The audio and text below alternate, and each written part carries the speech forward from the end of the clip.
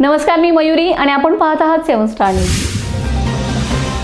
महाराष्ट्र धनगर समाज महासंघाच्या वाळवा तालुक्यातील विविध आघाड्यांच्या तब्बल 190 पदाधिकाऱ्यांच्या जम्बो कार्यकारिणी आष्टा येथील अण्णासाहेब डांगे शैक्षणिक संकुलात उत्साहात जाहीर करण्यात आलेत. प्रदेशाध्यक्ष ॲडव्होकेट राजेंद्र उर्फ चिमणभाऊ डांगे यांच्या प्रमुख उपस्थितीत निवडपत्रांचे वितरण करून नूतन पदाधिकाऱ्यांचा सत्कार करण्यात आलाय.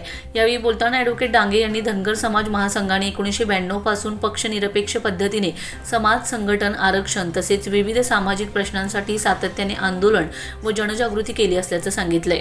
उरुण ईश्वरपूर येथे पुण्यश्लोक अहिल्यादेवी होळकर यांच्या 301व्या जयंतीनिमित्त काढलेल्या भव्य मिरवणुकीचे कौतुक करत शहरात त्यांचा पुतळा उभारण्यासाठी प्रयत्न सुरू असल्याचं त्यांनी सांगितलंय. तसेच प्रत्येक तालुक्यात अहिल्यादेवी होळकर संदेश यात्रेचे आयोजन करण्याचे आवाहनही त्यांनी केलंय. या कार्यक्रमात जिल्हाध्यक्ष संजयदादा पाटील, मल्हार सेनेचे जिल्हाध्यक्ष शंकरराव वगैरे, अहिल्या महिला संघाच्या जिल्हाध्यक्षा सविताताई मदने यांच्यासह अनेक मान्यवर उपस्थित होते.